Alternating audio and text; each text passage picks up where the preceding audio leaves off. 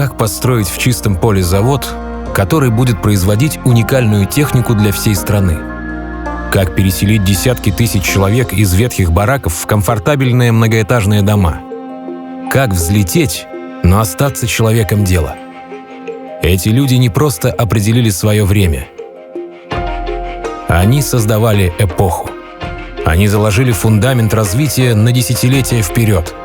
Они открытые, преданные своему делу и по-настоящему влюбленные в свою родину.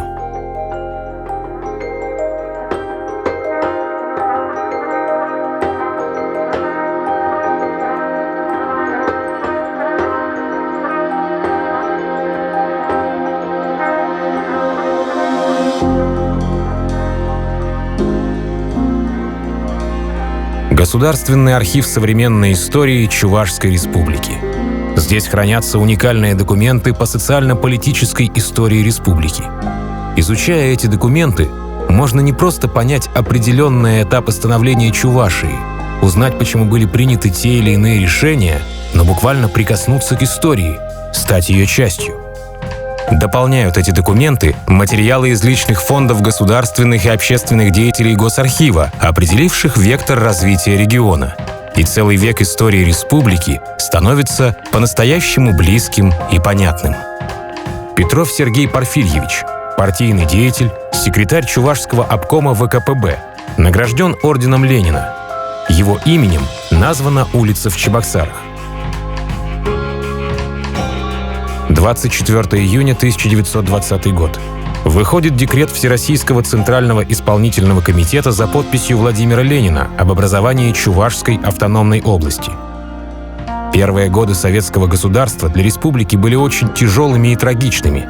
Страшный голод, последовавшее за ним и жестоко подавленное восстание крестьян. Это время сопровождалось и борьбой за власть.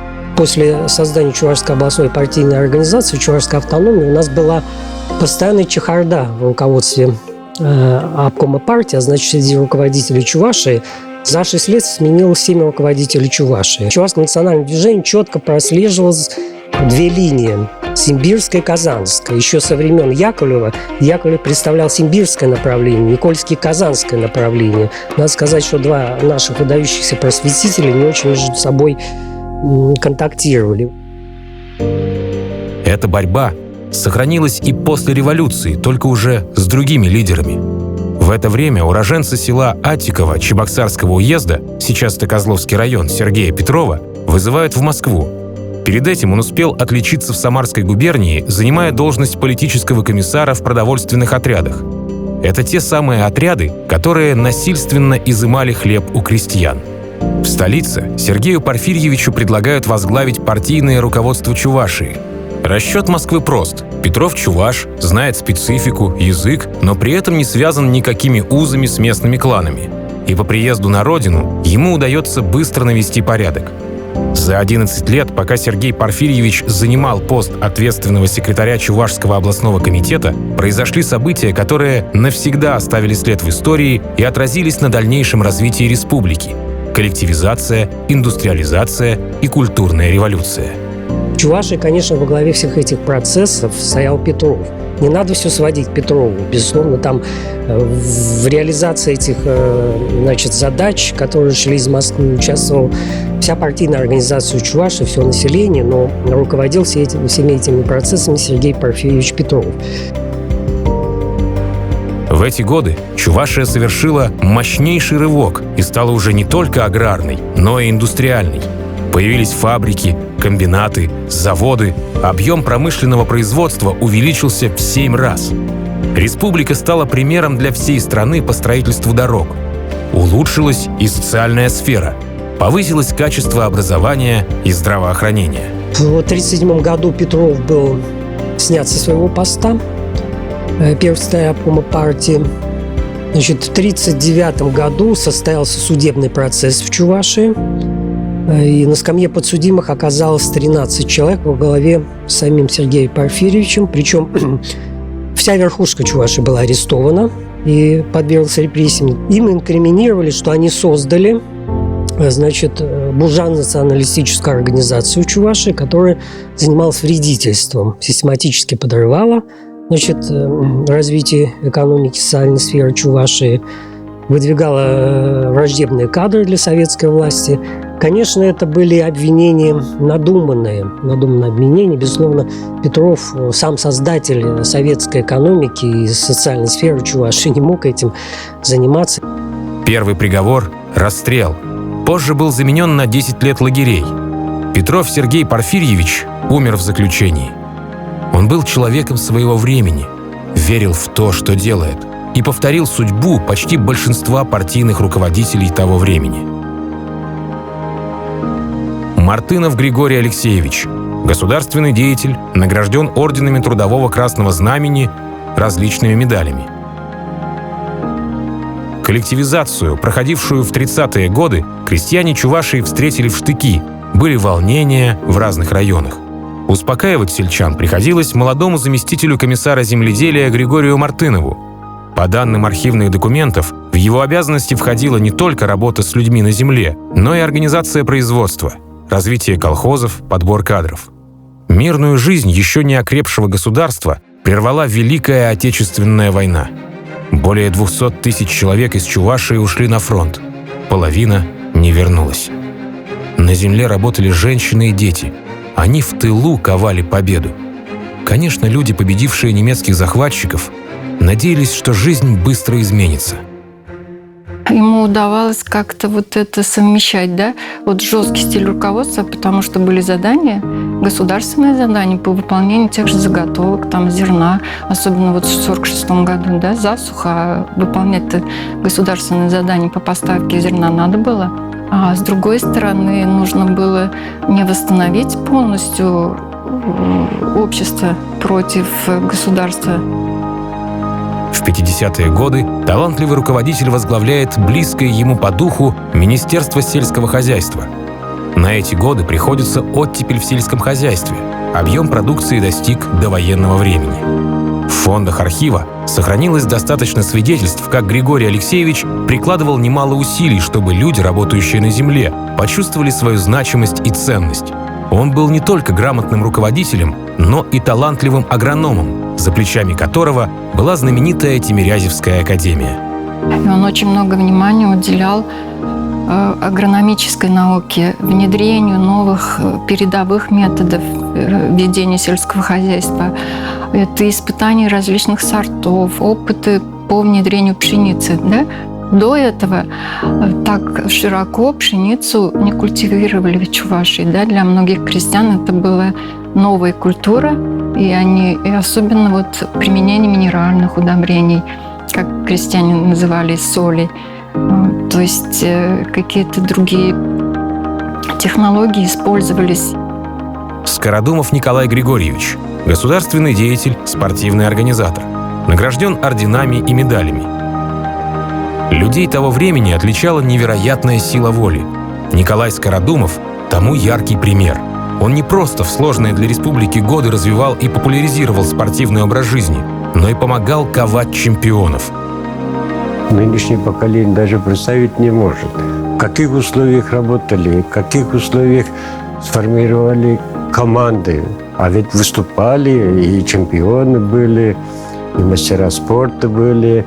Но в каких условиях они занимались? Вот. И в таких условиях руководить и организовывать эту работу было крайне сложно. Активность Николая Григорьевича быстро приносила плоды. В годы его работы в Чувашии повсеместно открывались детские спортшколы и даже стадионы. Массовый спорт стал по-настоящему доступным. Он один из первых руководителей советской Чувашии, который взлетел очень высоко. В разные годы Николай Григорьевич был руководителем сборной СССР. В этом статусе выезжал не только на чемпионаты Европы и мира, но и на Олимпийские игры. Когда его слушаешь вот на совещаниях, выступлениях, это действительно убеждаешься, что действительно вот так надо, а не по-другому. И он умел агитировать, скажем, вокруг себя собрать людей, которые действительно такие же энтузиасты были, как он сам. Яслюков Семен Матвеевич – государственный, партийный и общественный деятель. почетный гражданин города Чебоксары, отмечен различными наградами. Его именем названа улица в Чебоксарах. Небывалый расцвет почти всех отраслей Чувашии пришелся именно на годы работы Семена Ислюкова. На многих крупных предприятиях, которые и сегодня являются гордостью республики, развернулись работы по реконструкции или расширению. Но венцом его стараний, конечно, стало строительство Чебоксарской ГЭС и флагмана российского тракторостроения завода промышленных тракторов. Как позже признался сам Семен Матвеевич, ради промтрактора он положил все свое здоровье.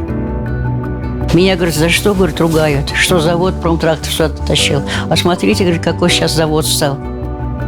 При жизни еще. Какой завод был, прекрасный завод. Сколько в республике людей трудоустраиваются, сколько людей работает.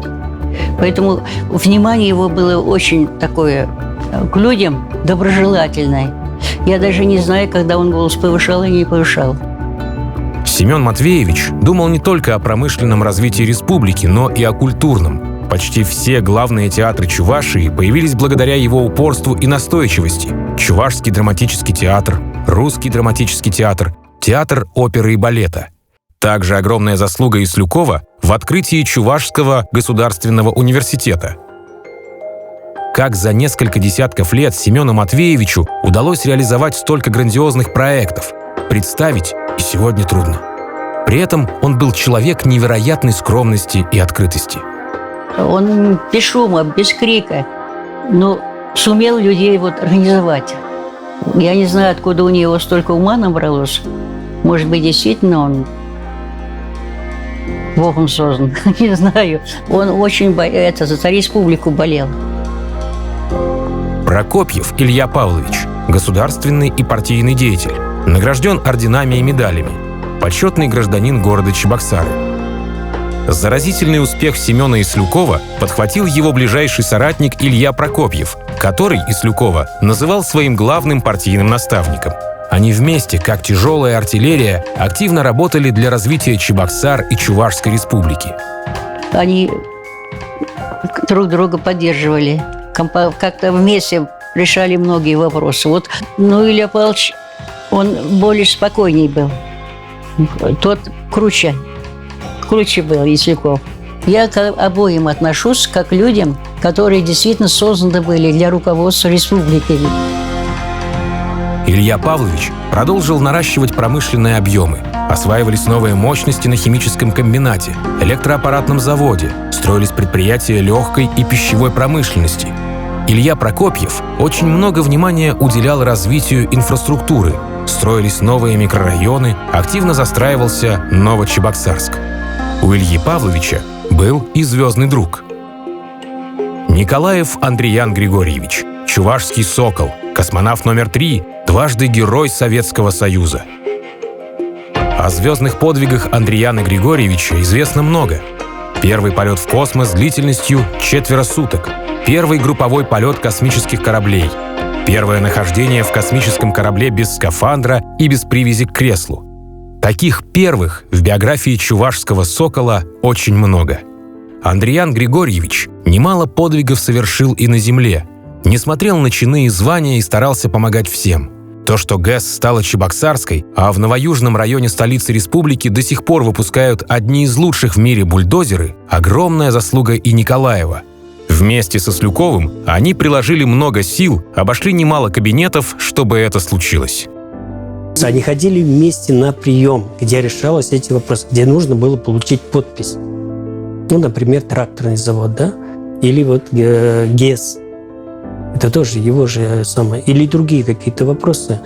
Решение каких-то других вопросов. Что-то. Всегда же есть вопросы, где надо решать в верхах. Где должен один большой руководитель, который наверху, там на уровне, они должны подписать свою подпись. Этот подпись как раз решал Андриян Григорьевич своим авторитетом. Андриян Николаев, как депутат Верховного Совета СССР, дружил с Ильей Прокопьевым. Звездный сын Чувашии никогда не отказывал в помощи и всегда старался находить решения. И, конечно, все жители республики с невероятным трепетом относились к чувашскому соколу. То, что нужно было для тогда республики, он сделал же.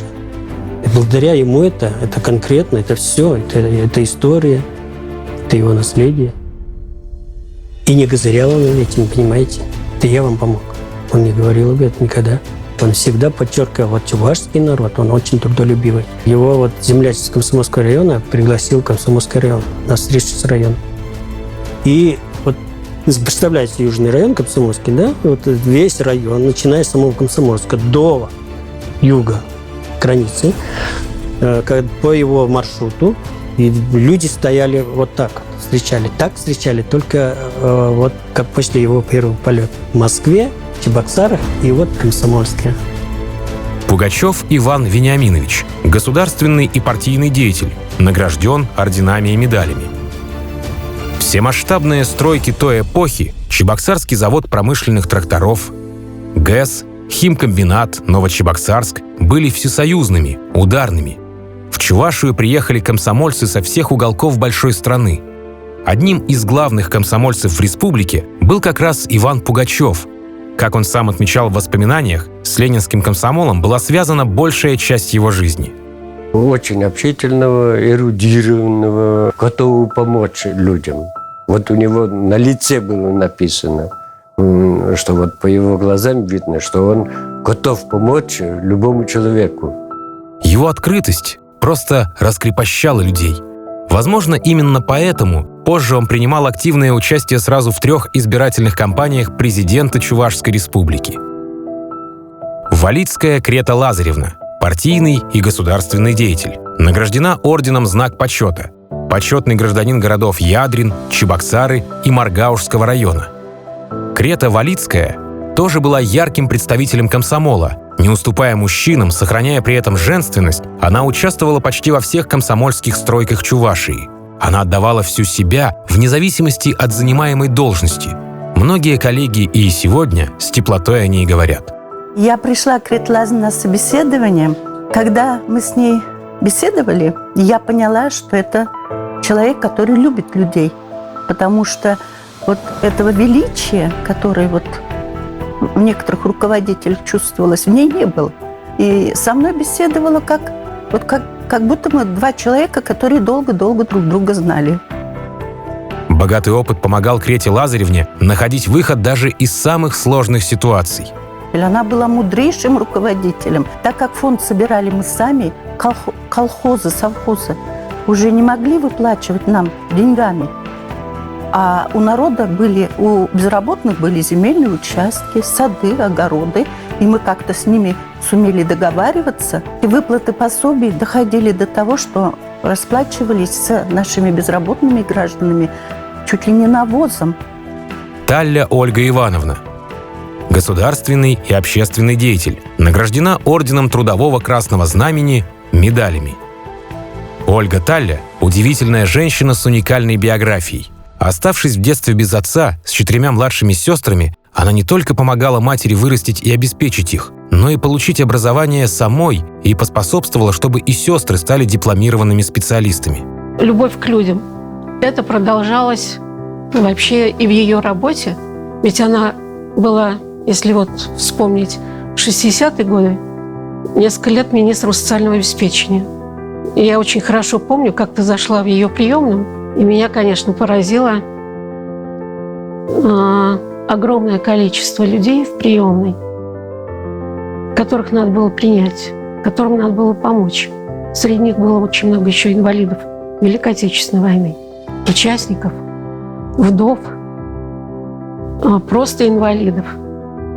Это был, конечно, просто гигантский труд, и она никому не отказывала.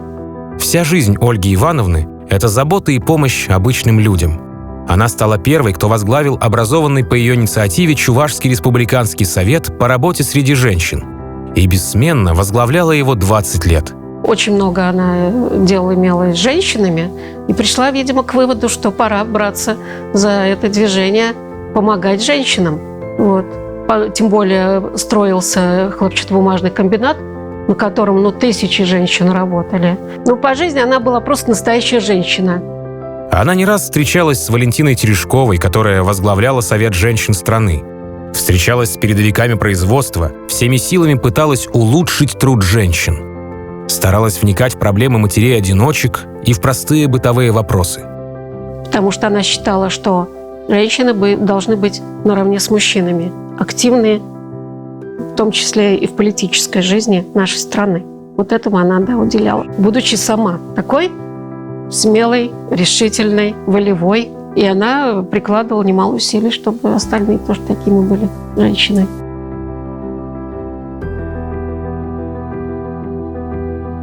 Эти люди своими решительными действиями навсегда вписали свои имена в историю Чувашии. За их плечами огромный опыт и большая работа над собой. Они были готовы действовать здесь и сейчас, умели добиваться результатов.